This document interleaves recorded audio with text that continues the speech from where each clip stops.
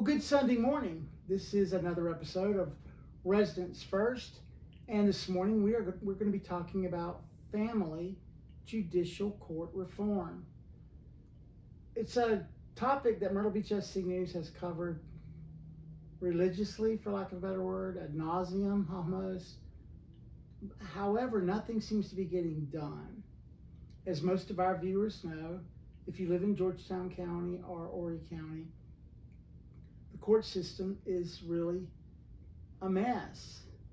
And we have talked to countless people who've been through especially the family court system.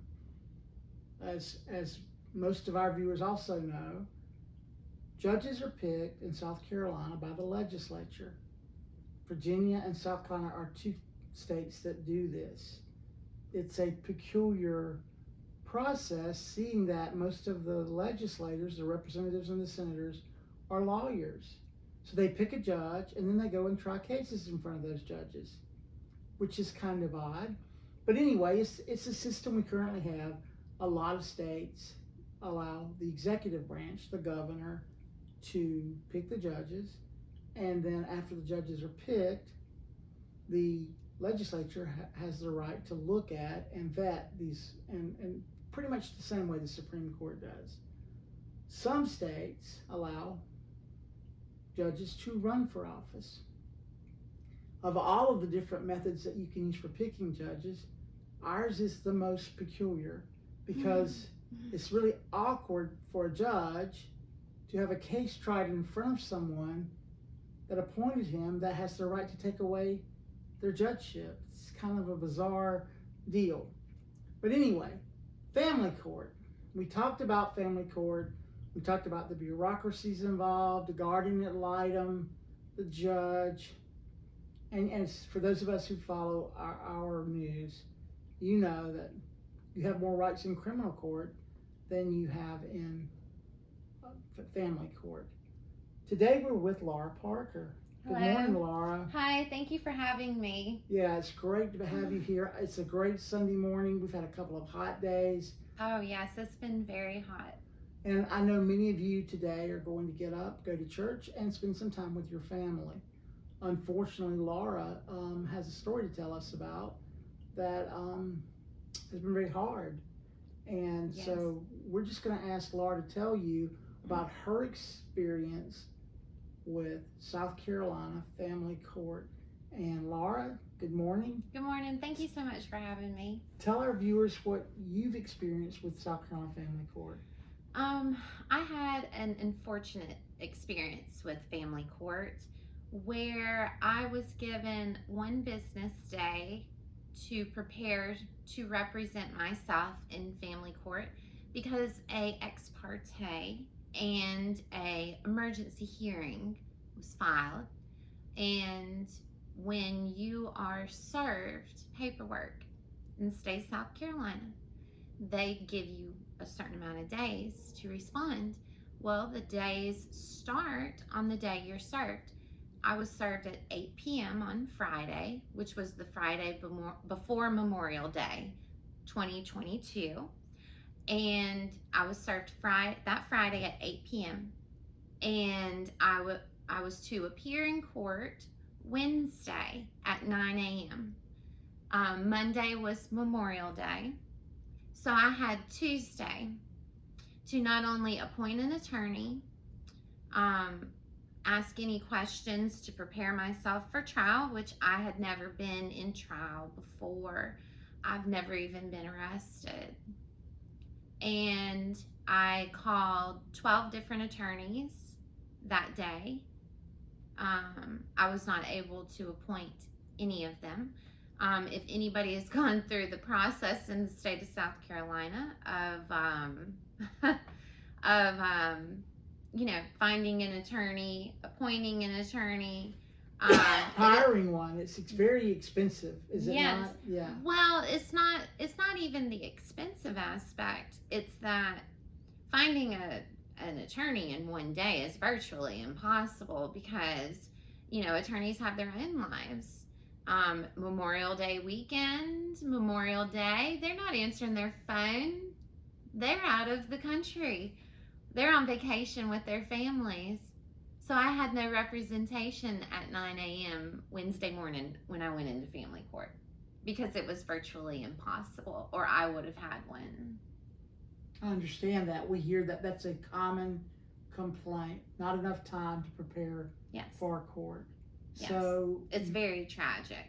So you show up for court. Now I understand that you have 2 children, correct? Yes, I do. And your children are how old? My oldest, I have 2 girls. My oldest just turned 5, July 2nd. I've not seen my children in 7 weeks. I did not get to see my daughter on her birthday. South Carolina family law does not recognize in the law that the child minor's birthday is a valid day. So I didn't get to see my daughter on her birthday, and I still haven't seen her since. Now, you say there was an ex parte hearing that you were called into. No. There was no, well, the ex parte, and excuse me, because I get a little bit fiery about this subject right now, because what I feel in my heart that has happened to me is completely wrong. I believe it's the reason why we have issues all over the United States and in South Carolina with people dying. You can pull research. People are dying every day because of despair. It is a very bad, trending problem. And when people die, you have to Google it, and they call it death of despair. There's 3 related topics to how that person could have passed. And I believe that most of the hardship that people are going through is directly related because of the South Carolina court system. I also know that the family court system is a business, and I understand that and I respect it. But it's a $60 billion a year business.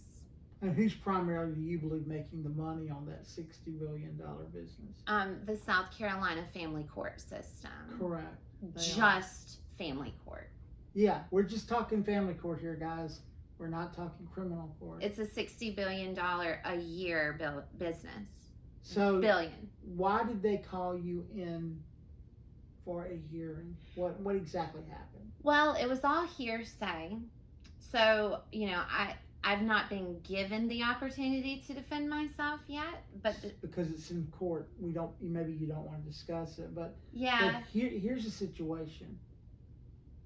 Something triggered. Yes. Because I believe, if I'm not correct, you're a real estate agent, correct? Yes, I've actually been a licensed realtor for 9 years in the state of South Carolina, in Horry and Georgetown County. Never had any run-ins with the law? No.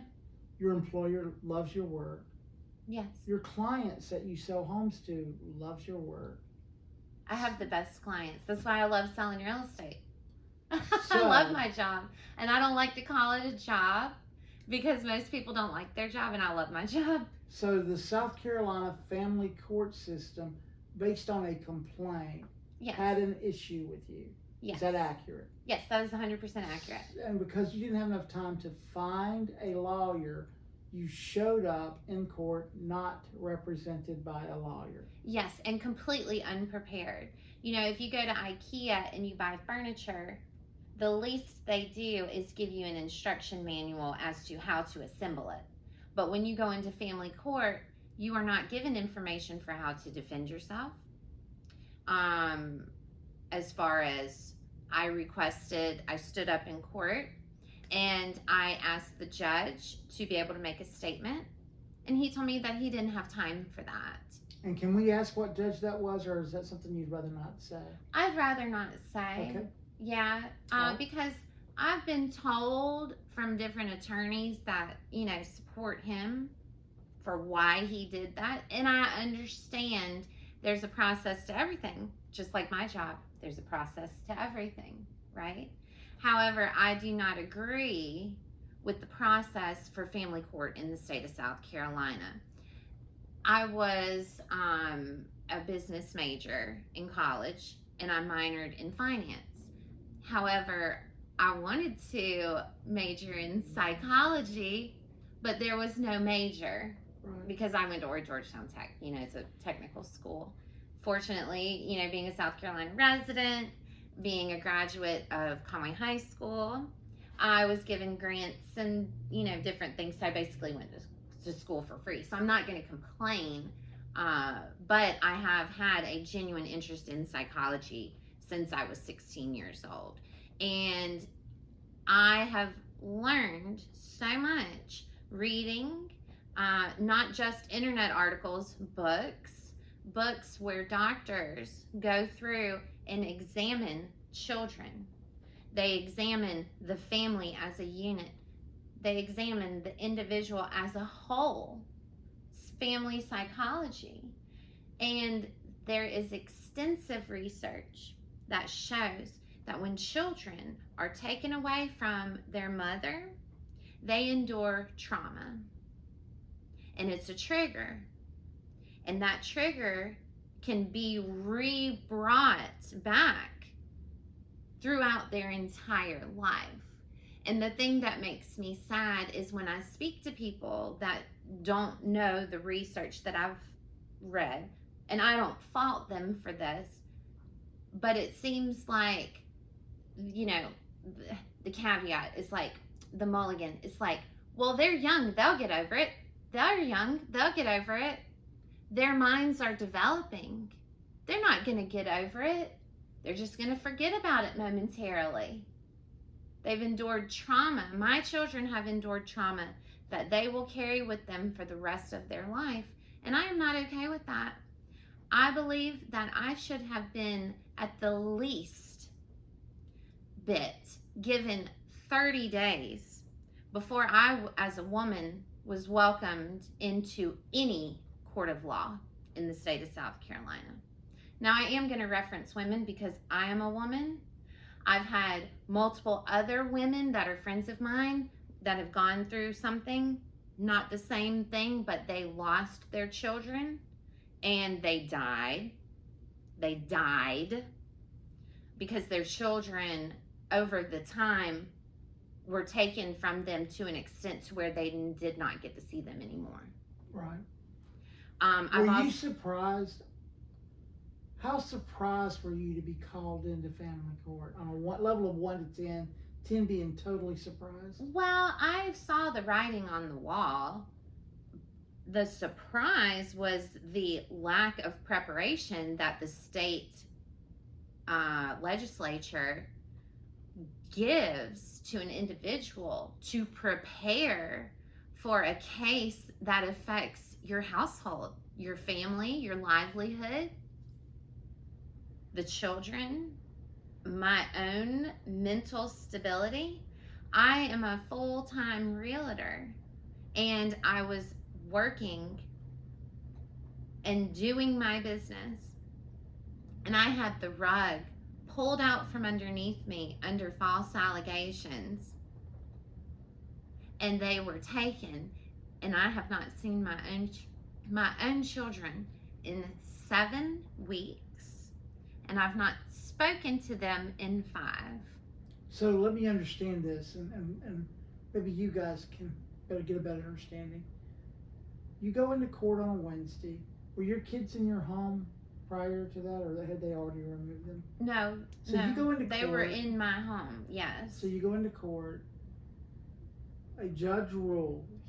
Yes. And you go home and your kids are gone. No, I was not even allowed to go home after court. I had to go and get my own residence.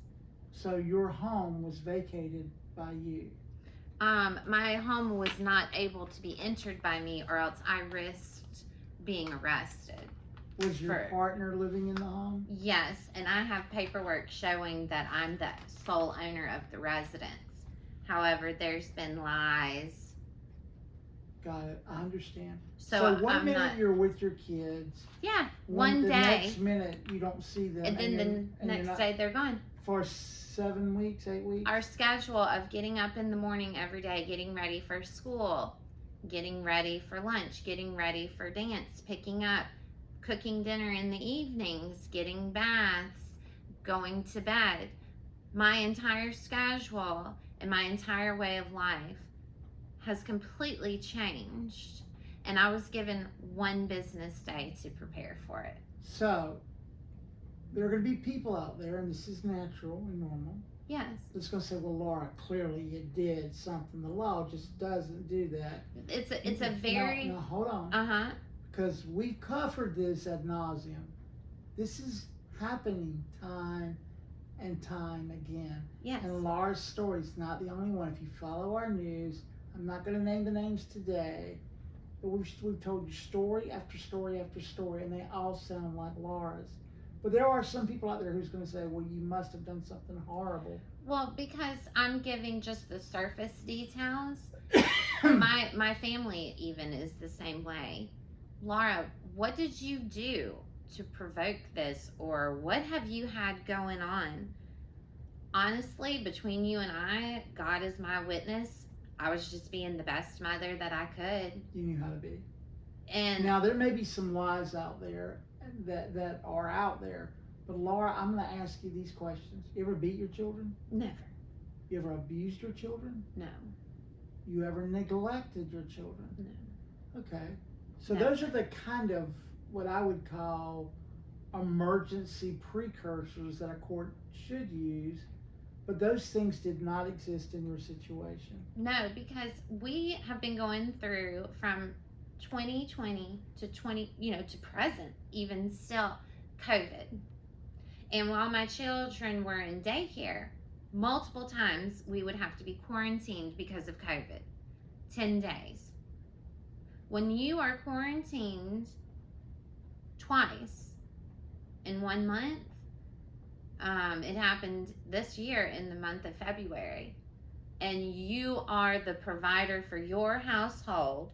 You pay half of the bills plus the bills for the extracurricular activities, $350 for recital dresses.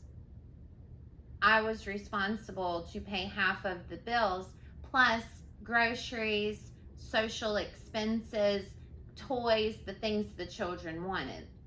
I feel like in my heart, my spouse, or not, well, he's not my spouse. He was my fiance. We never married.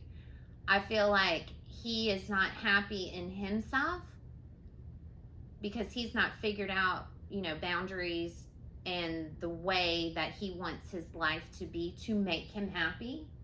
But I have.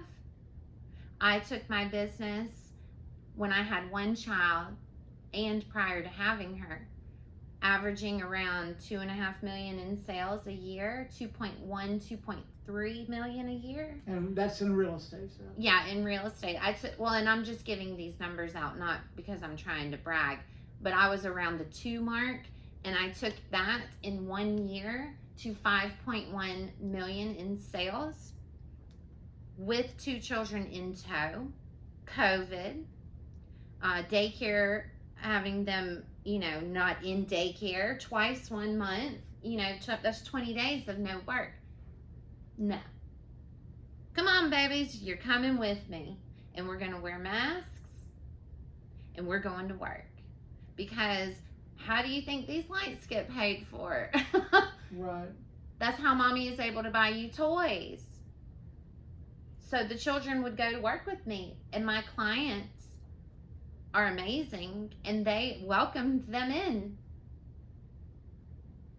Clearly, and the court is predatory in this way, clearly there was breakdowns between you and your your ex-fiance. Yes. There was a what you would call a relational rift or breakdown. Yeah, it's been going on for about 2 years. So you knew that relationship was kind of headed south or had headed south. Yes, and that's why I solely, over the last 2 years, I was fortunate to be able to go back to work.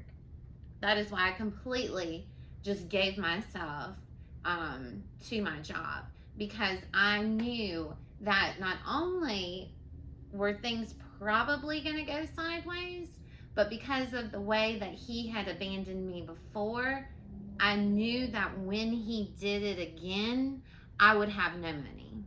So, And I have 2 children to care for, so I made it my top priority to not only make enough money to support them, but to have money so that way we can have things. so I'm catching our viewers up. Was there a DSS investigation into your situation? No. No one from DSS showed up and looked into your home to No. find out what the truth was? No DSS. Okay. No, Was there a guardian ad litem that showed up? And no. A guardian ad litem for you guys is someone who represents the interest of the child. It's a lawyer who is paid by, believe it or not, the partners, the people. yeah, the plaintiff and the plaintiff defendant. and the defendant to represent the, and so there's no guardian ad litem. No. There's no DSS investigation. Were there any warrants for your arrest and the way you raised or behaved around your children? No, and I have medical documentation showing that I'm the primary caretaker for the children and have been since they were born. Now, and people are going to lie and say whatever they want about that. So basically, you go into court, you're pretty, it sounds to me like. Oh, and keep in mind too, there was no CPS investigation either. Tell them who CPS is. CPS is, Child Protective Services. Yeah, a lot of northern states are familiar with CPS, but in South Carolina, most people refer to DSS, but we do have both. We have DSS and CPS services available if you ever need help with your children, because you believe that they have been neglected or they're being abused. You can definitely call CPS. You can call them even on the weekends. DSS is super confidential. It's kind of hard to get them on the phone, but if you want to talk to them, it's best to go down to the DSS office, and they are there to help you if you need money for groceries. If you are pregnant and scared, the DSS office is a very useful tool. This is not between me and the state services. This is between me and the judge in child custody court. And what I'm here to do is call on the governor's office, Luke Rankin, and all of South Carolina legislation. I worked in banking for a decade. I've presently been in my career for almost another decade, 9 years. And Friday will be 7 weeks. This past Friday is 7 weeks since I have been able to see my children. I was called into family court with no investigation done prior, no time to prepare, and I was given 1 business day to be able to represent myself, my family, and my children in the court of law in front of a judge. This is not between me and DSS and CPS and the state services that worked so hard and are severely underpaid. This is between me and the very well-paid $60 billion profit a year business in South Carolina called the South Carolina Child Custody Family court system. And so I'm guessing, I don't know this, folks, I don't. I'm guessing you've since had time to find an attorney? Yes, I have found an attorney. Okay. It took me 2 weeks to find my attorney. And what you folks aren't aware of, or maybe you are if you've been through this. So you found an attorney, but for 7 weeks, 2 children that you were in contact with and was a major care provider for. Yes. For years. Yes. And how old are they again? Since they were born. My oldest is 5 and my baby is 2.5. So a 5-year-old and a 2-year-old. So when you were tucking into bed, waking up in the morning, feeding breakfast, spending you have had 0 contact. The court has allowed no contact. This was based on a judge's ruling. Yes. With no investigation from services that are state-sponsored services. Yes. Okay. And no accountability set in place for the guardian, for the father who was given the children. Has a guardian ad litem now been? She's not been appointed yet. Okay. It could be a he, just FYI. Yes, I know who will be appointed, and it's a woman. Okay. So you're going to get a guardian ad litem, which, truthfully, Laura, we've reported on lots of problems with those guys. Yeah. Oftentimes, It's court ordered. I it don't is have a court ordered. choice. You don't. And oftentimes, just so you guys know, the court will order counseling for the children and the parent or parents. It's also paid for by the parent or the parents. Y'all know we've reported on some issues in that regard. Yeah. So this is just fraud with all kinds of I want to say landmines, because it is landmines. There's landmines in every direction. Yes. Have they given you any indication of when you can see your kids again? I just spoke to my attorney yesterday and asked her that very same question. Did she have?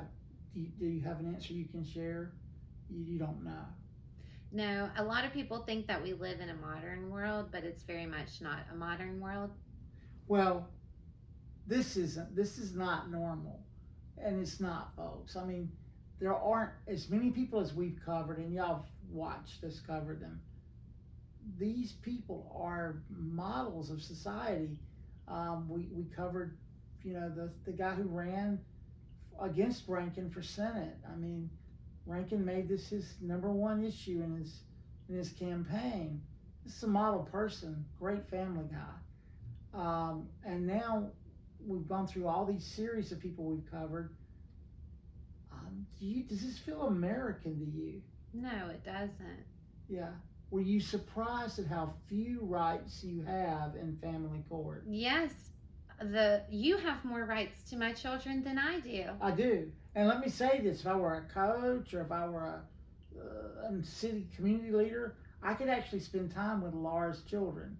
Yeah, right you could take them to lunch. I mean, I can't even do that. And I birthed these children, and that is my choice. Right. And that's why I focus so much on women and women's rights right now, because I feel like the whole thing is a waste. Why do we need to put the children through trauma, then hire a person to come in and clean it up? Are you aware of the Shared Parenting Act that's right now before the Senate and the House? No. Equal rights. It's saying that no parent should be denied their rights to have access to a child. I think that sounds, just from the sound of it, sounds like something that should be pursued. Well, just so you know, and these people may or may not know, the head of the South Carolina Senate Judiciary is a guy named Luke Rankin. He's the most powerful guy in the judiciary in South Carolina. Mm-hmm. He also sits on something called the JMSC.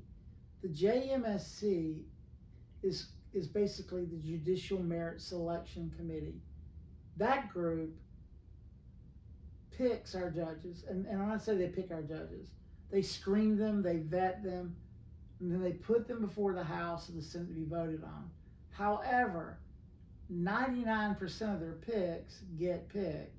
So if you make it through the JMSC, you're going to probably be a judge. It's unlikely that you won't be a judge. So Luke Rankin is this powerful guy who has, quite frankly, done quite well on the system. He has a huge support of trial lawyers. Trial lawyers also have done really well with the system. Mm-hmm. In fact, everyone's doing well with the system except parents. Mm-hmm. And so it's a maybe the family court system should just stay out of the household completely. Well, the current feeling amongst many legislatures, and these are mostly representatives, is the whole thing needs an overhaul. Yes. Now, but when you start talking about overhaul, you have to go all the way back. Everybody. How we pick our judges. Everybody needs to be investigated. From DSS to the guardian ad litems to the whole system. The problem with that is you can't get that done without Luke Rankin's support. And he is blocking and tackling. As most of you guys know, Mr. Rankin does not want the system reformed. Mr. Rankin, I believe that my great uncle was friends with you, and his last name is Cox. If you'd like to contact me, um, I would love to talk to you about him. I was speaking to my grandma, about my. You're a Conway girl. Oh, I'm in Horry County. I mean, I grew up in Horry County. So did Luke Rankin. Yeah. His daddy. I mean, he's. And my grandpa was a Vereen, So yeah, come on. That's his Hux, Vereen, Cox, Rankin. My grandma moved from Ohio to Myrtle Beach when she was 12 years old. When the family moved, and they owned property in Forestines in 1946. A little while ago. So you didn't just show up on the scene.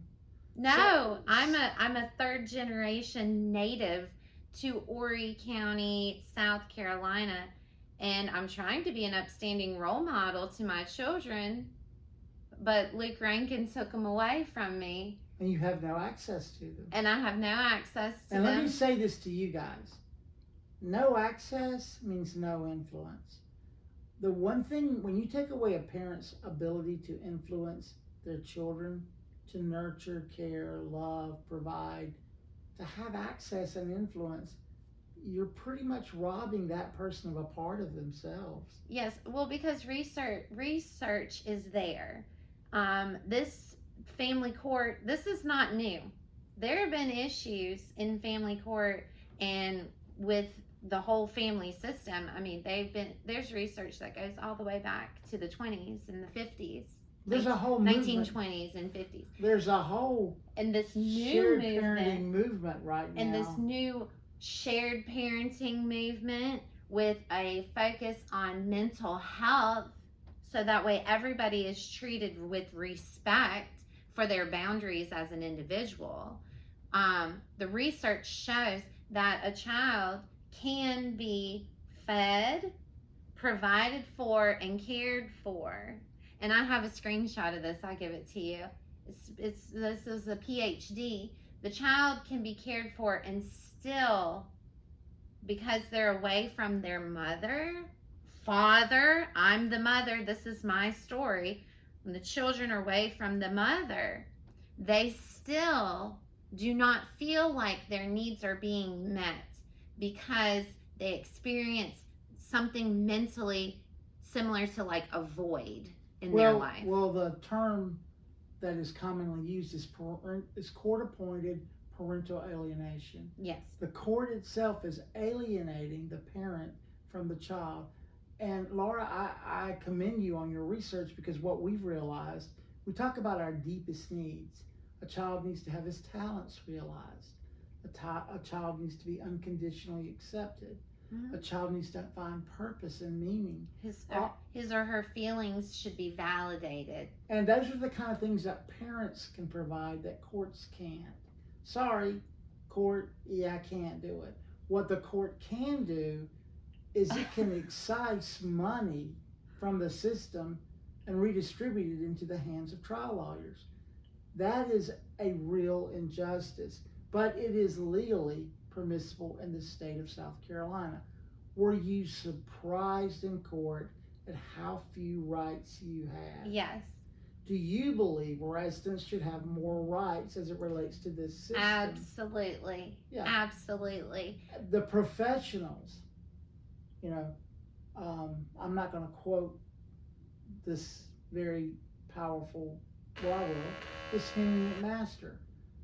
Henry McMaster is always saying we need to listen to the professionals. Maybe we don't. No, we need to listen to parents and families. And I realize, and please understand, guys, you clearly have issues with your fiance, former partner, whatever you want to call it, and it's probably not good at all. It's probably tense and not good. Is that accurate? He can do and say whatever he wants. I know what the truth is. But here's the situation. Let's just say it's horrible.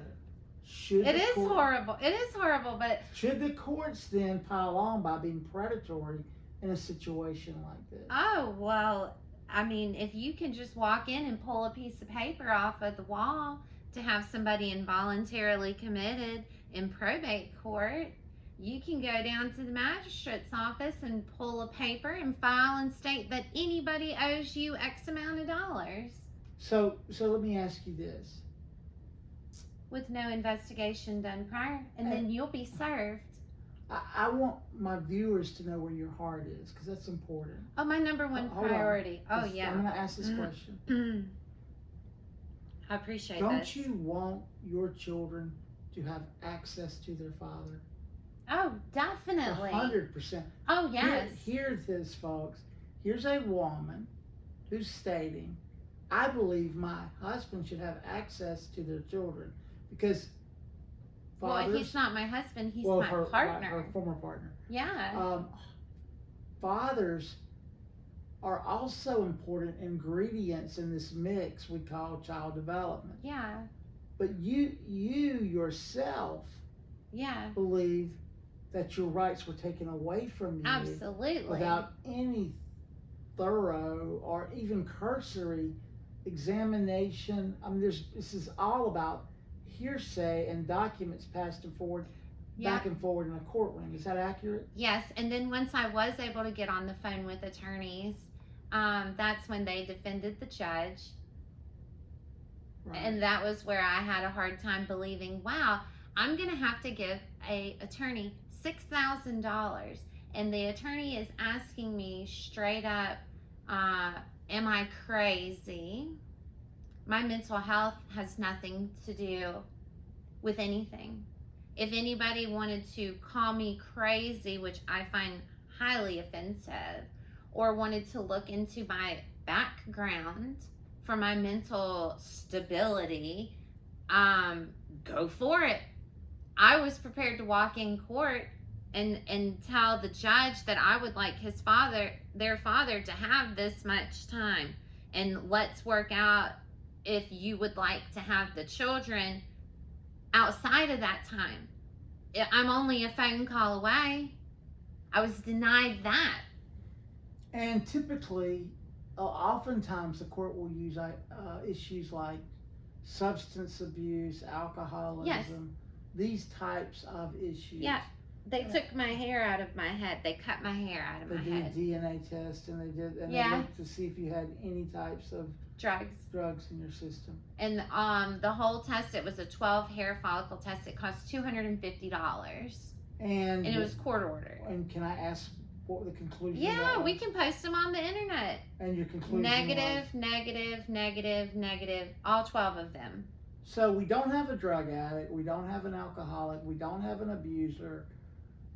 I mean, what gives the court, a judge, and in this case a judge, the right to believe that perhaps because of their cursory belief system about a person, that person's unqualified to nurture the children that God placed in their care? Please understand this, that God placed in their care. So what is it about the system that believes they have a better understanding of where this child has been planted than our Creator? And I'm sorry to go there. Some of you, I've just probably lost you because of this belief. But I believe that people are born into families, children are born into families that God is ideally suited. Now, are those families perfect? There's no such thing as a perfect family. No. But is the court system more perfect than the family?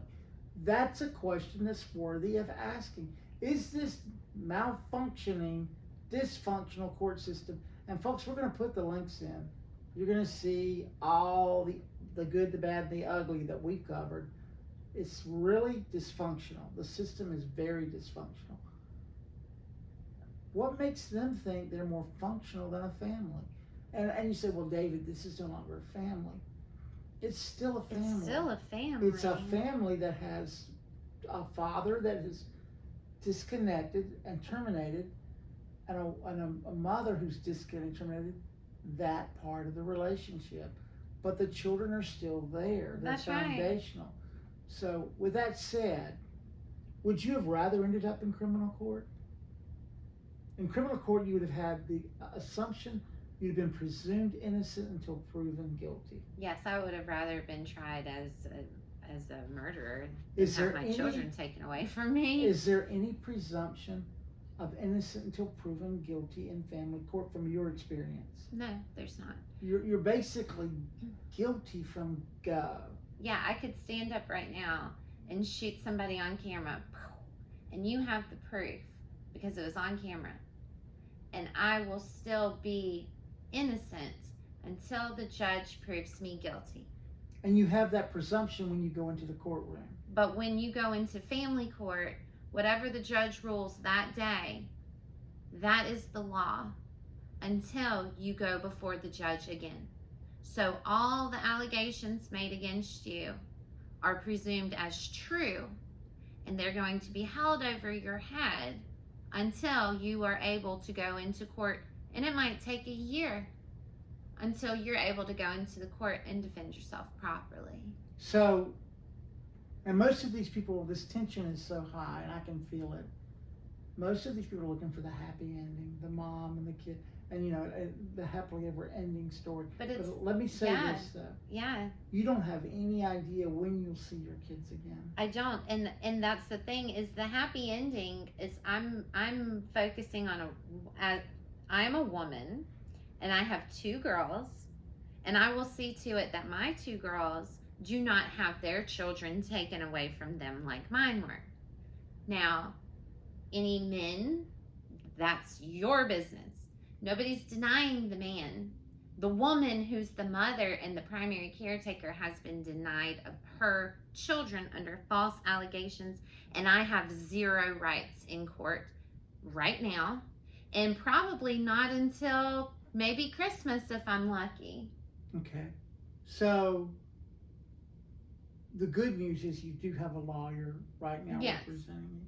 The bad news is you're up against a system that's suspect. I mean, it's honestly suspect. Well, the attorney is very expensive, and I have to pay child support.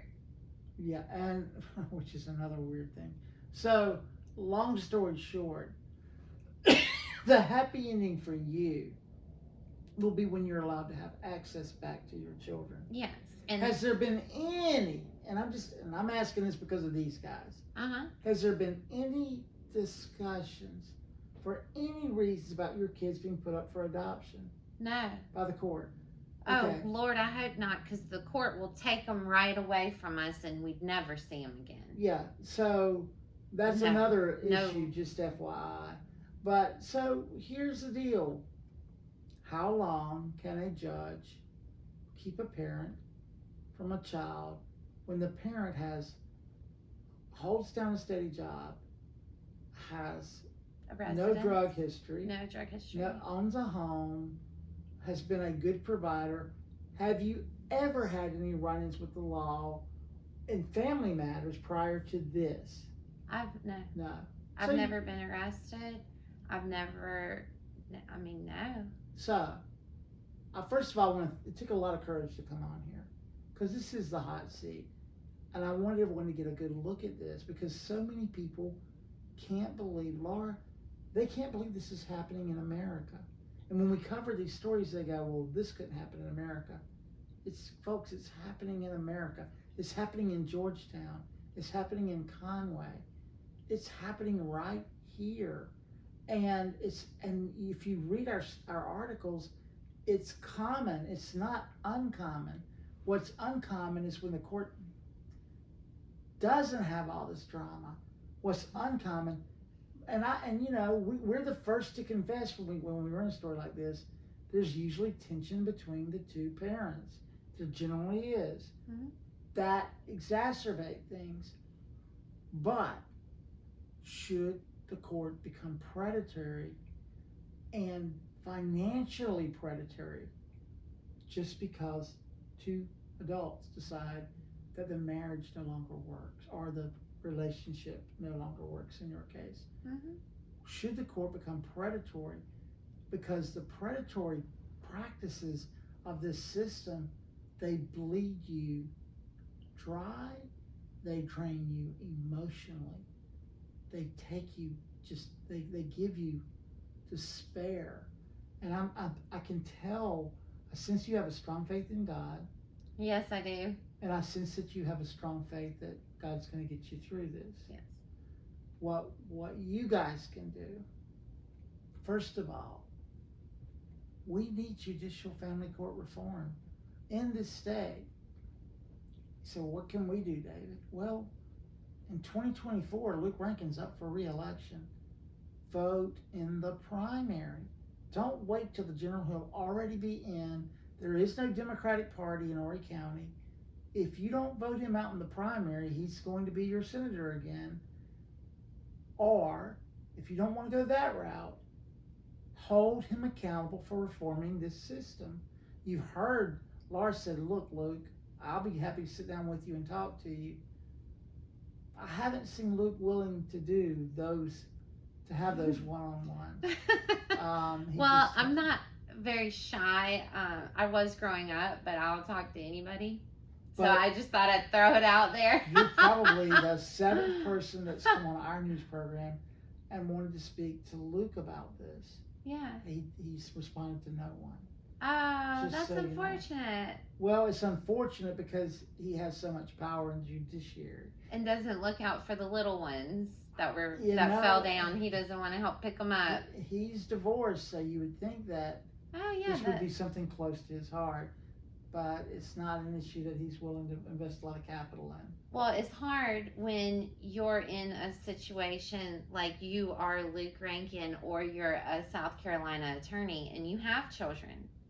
You don't go through the same process that you and I do. Well, you get your record seal and you have all this power, and your wife knows you have all this power, and you pick the judges. It creates, I'm sure that Luke walked into court with certain privileges. Oh yeah. Especially looking into the eyes of a judge that he helped appoint. I tried to submit documents to the court and they were not signed and notarized. Could you imagine? And it was a book this thick about me and against me. No one told you. You walked into this blind. You didn't know how the system worked. I walked right in to get my children back, and they took them away from me. And I will not sleep until I get my children back. Right. And that's just the reality. I'm not going to sleep, and I'm not going to let this rest until I get my children back. I like that. And once I get my children back, you're right. That's the shift going on in the real estate market right now. The children are about to start back to school, and we're about to start electoral primaries. Yeah. So, folks, you've gotten a real first-hand look of the ugly side of the system from Laura. These are hard conversations we're having. When it comes to the family court judicial system, we get to decide. We should be able to decide what are the rights of government, what are the rights of residents. And as for this program is about putting residents first. Residents first. The burden of proof, it falls on the state to prove that there's some action, documented action, that warrants taking a child out of a home, there's got to be documented action that warrants separating a mother from her children or a father from his children with no access, now for 7-8 weeks. And for some people, it's gone on for a year. Some people for 2 years. Or adopting kids out without parental awareness. These are the things our court system's doing, and they're doing it willy-nilly. And so what we're going to do is we're going to publish this article today. We're going to publish all of the periphery things that we've covered so you can get a look at just how messed up this system is. If Luke Rankin and the JMSC and the judiciary are unwilling to take a hard look at this through the legislative branch, then we need to hold the legislative branch accountable. Yes, we do. We need all of those people on the judiciary have to be voted out. Yes. They have to be voted out. And listen, we're going to list them. We're going to list them for you guys. We're going to list who's on the JMSC. We're going to list all the members of the judiciary. And we're going to let you guys decide if you want to hold these guys accountable. Because ultimately it's about you. We the It's a- people. It's about you. If you do nothing, nothing's going to change. That's right. These people will not reform themselves. And I'll say that again. These people will not reform themselves. Well, and I appreciate you having me here because I have been through, college, business, finance, sales training, 20, 25 years, training your mindset. When you have a bad day, give yourself that day. If you're feeling bad and you just want to get it out, give yourself that hour. But then you got to go back to work. You got to go back and take care of the kids. And so for me, so people will say, oh, well, there's something fishy. She seems so happy. No, I'm a very strong-willed and strong-minded person. And I can recognize the fact that what has happened to me is wrong and know in my heart that my day for justice, real justice, and my side of the story and my proof to come out, I will have that day. And it'll be the best day of my life. And like I said, I'm not going to rest till I get my children back. But I wanted to thank you on camera because prior to having me come in here, I did look on your website and I thought it was very impressive. You have a beautiful office here. But the main thing, sticking with the subject, is you are absolutely right. There are people every day that are dying because of what I introduced with the despair. And the despair is when you feel like your life is so overwhelming that you've completely lost control and there's no way that it's going to get better. People with an ankle monitor on because of whatever denied their children because of that. Let's judge them, make them pay the penalty, and take their kids from them because then that'll hurt them even worse. There's no healing there. There's no learning there. It's trauma, trauma, trauma, trauma, trauma. People should not be thrown behind bars and have to endure trauma when there is no investigation done prior, and the person, we the people, are not given the opportunity to even defend ourselves. Right. So guys, thank you, Laura, for coming on. Yes. Guys, please go out and make the most of this Sunday. Spend time with your kids if you've got them. I hope you guys have a blessed day. We will follow up at some point with Laura's story, as we have with so many others. I hope so. And Laura, I we're going to be praying for you. Thank you. I pray that you have, that you get to reconnect with your kids, and I pray that it happens sooner rather than later. Yeah. Thank you so much. Yes. I will be praying today and every day till I just want to be able to see my children. I love them. Well, guys, we'll see you next week, and next week we'll have another topic for you. While you're spending your Sunday morning, think about our situation with our judicial system. I believe it needs reform. Thank you. Have a blessed day.